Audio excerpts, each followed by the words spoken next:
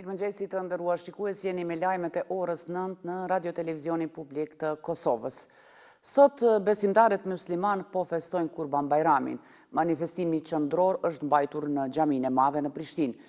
Muftiu i Kosovës Naim Ternava ka uruar të gjithë qytetarët duke bërë thirrje për paqe, mirëkuptim, tolerancë dhe solidaritet.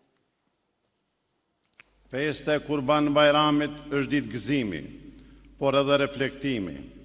Është ditë kur i kujtojmë mëshirën e Zotit, faljen dhe begatin që ai na dhuron.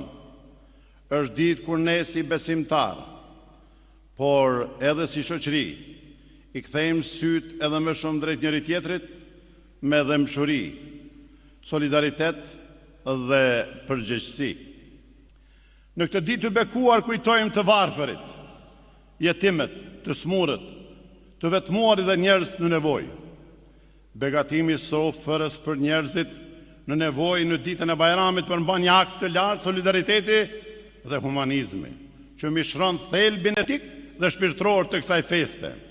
Zoti i Madhërisëm na urdhëron duke thënë: në të vërtetë Allah urdhëron drejtësi, mirësi dhe ndihmën për të afërmit, si dhe ndalon imoralitetin, veprat të shëmtuara dhe dhunën. Presidentja e vendit Vjosa Osmani ka uruar Kurban Bajramin, ku thot se kjo fest është një thirrje për reflektim mbi vlerat më të larta njerëzore dhe forcimin e lidhjeve, dashurisë dhe mirëkuptimit ndërmjet nesh. Ajo në këtë ditë të veçantë uran që në secilën shtëpi të mbizotroj gëzimi, shëndeti dhe dashuria. Qoftë kjo fest një burim frymëzimi për një të ardhme më të ndritur me më shumë dhemshuri, mirësi dhe respekt të ndërsjell, ka shkruar Osmani.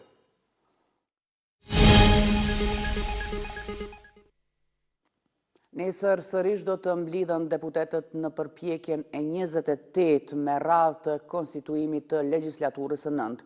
Ndërkaq festa e Kurban Bajramit u bë shkas që deputetët e kuvendit nuk u mblodhen si zakonisht pas 48 orësh, por seanca u mbajt më herët.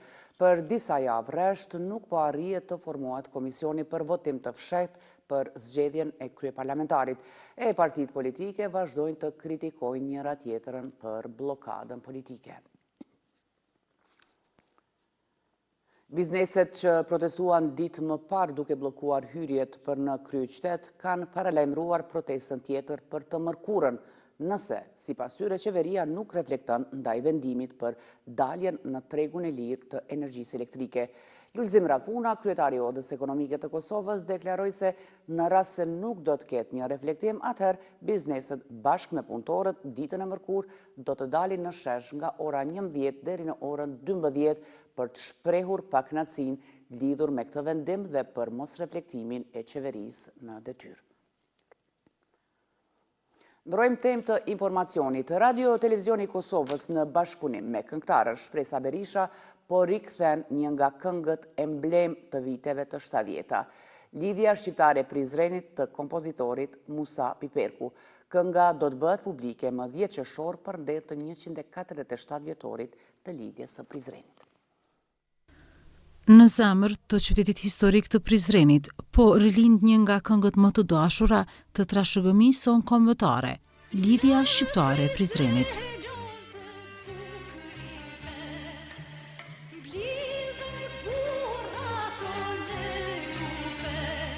Kjo këngë me tekst të Qeri Mujkanit e muzikë të kompozitorit Musa Piperku u këndua për herë të parë në fund të viteve të 70-ta e tani po merr jetë të re përmes objektivit të kamerës të Radio Televizionit të Kosovës.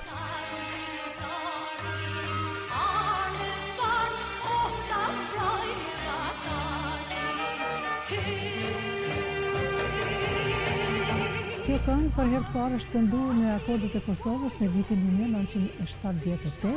Në këtë vit e ka kënduar këtë këngë në festival Shahindere Belajoli, këngëtarja jonë e njohur, mirë po, unë të njëjtin vit, kjo këngë është realizuar edhe nga Orkestri Madh Simfonik i Radio Televizionit Shqiptar.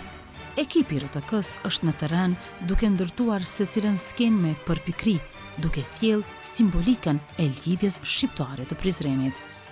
Kënga e lidhjes shqiptare të Prizrenit nuk është vetëm një këngë, Ajo është një rrëfenjë, është tregimi i historisë së popullit shqiptar. Prandaj, edhe kjo këngë u kompozuar nga Musa Piperku, e cila gjeti vend dhe u kënduar në gjitha trojet shqiptare, po asnjëherë nuk arriti të gjej vendin e vet në Prizren.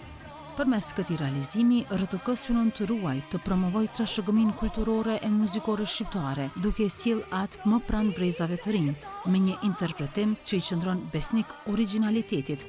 Videoklipi do të publikohet zyrtarisht më 10 qershor 2025 në të gjitha platformat e Radio Televizionit të Kosovës.